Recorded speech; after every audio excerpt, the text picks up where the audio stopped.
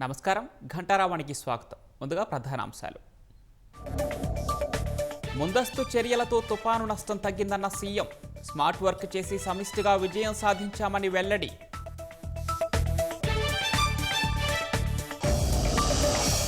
తుపానులో ఉత్తమ సేవలు అందించిన వారికి సీఎం అభినందన. పురస్కారాలతో సత్కరించిన చంద్రబాబు.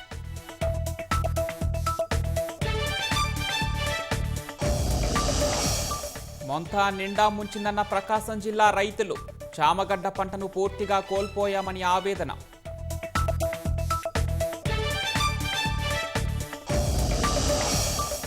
హైదరాబాద్ విజయవాడ హైవేపై భారీగా ట్రాఫిక్ జామ్. చిట్యాల వద్ద రైలు వంతెన కింద భారీగా వరద.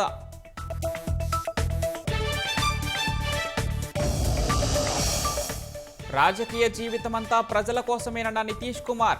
బీహార్ అభివృద్ధి ఎన్డీఏతోనే సాధ్యమని వెల్లడి.